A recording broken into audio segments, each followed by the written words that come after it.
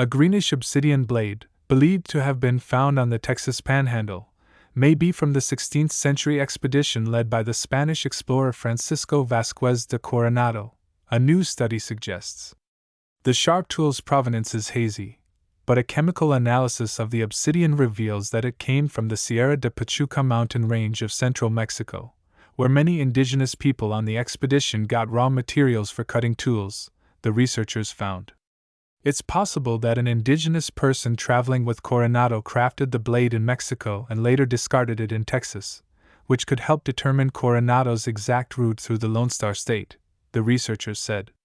Although Coronado's exact route through the Texas Panhandle in AD 1541 is uncertain, current understanding suggests that it passed through or close to McLean. The researchers wrote in the study, published in January in the Journal of the North Texas Archaeological Society. The 2.6-inch long, 6.5 centimeters, blade belonged to Lloyd Irwin, lived 1920 to 1992, who began collecting indigenous American and historical artifacts as a boy on his family's ranch north of McLean. However, Irwin didn't leave any archaeological notes describing the blade, so it's unclear when or where he got it. But the study's authors suggest that he likely found the blade on the Texas Panhandle, possibly around McLean, as he did many of the other artifacts in his collection. According to common lore, Coronado and Spanish knights were sent by the King of Spain to look for the fabled gold 7 cities of Cibola. Nowadays, historians note that it was Antonio de Mendoza, viceroy of New Spain, modern-day Mexico, who ordered Coronado to find the rumored city. Instead, Coronado's expedition journeyed to modern-day Kansas before returning empty-handed. And Mendoza may actually have tasked Coronado with finding a route to Asia. Richard Flint and Shirley Cushing Flint, a husband and wife team who are research associates at the Latin American and Iberian Institute at the University of New Mexico, told Live Science. Either of the Flints, who wrote, "A most splendid company, the Coronado Expedition in Global Perspective," University of New Mexico Press, 2019, were involved with the new study. The expedition of at least 2,800 people journeyed across Mexico, Texas, New Mexico, Arizona, Oklahoma, and Kansas from 1540 to 1542. Because obsidian blades are brittle, they were often discarded. "We suspect that this blade represents a hafted knife or razor carried northward," the researchers wrote in the study.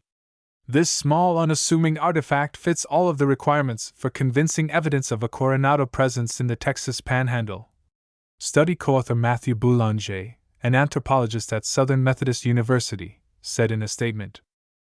Boulanger conducted the study alongside Charlene Irwin, the daughter-in-law of Lloyd Irwin.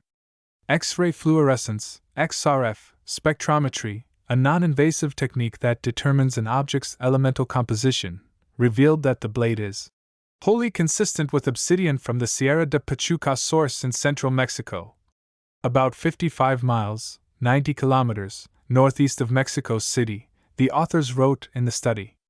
Indigenous people, including the Nahua, used obsidian to make tools until shortly after the Spanish conquest, at which time they switched to iron, the authors wrote. There was no known evidence of a trade network between the indigenous peoples of central Mexico and the Texas Panhandle at that time, the researchers noted, suggesting that the blade didn't come to Texas through trade, but through an entrada, or a Spanish expedition into new lands.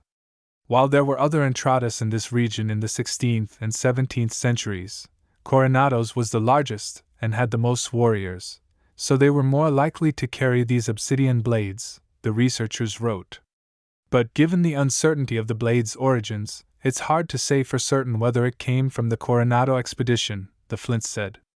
If it was really found there, in McLean, it helps confirm what most of us think is already that corridor where the expedition traveled, Shirley Cushing Flint told Live Science.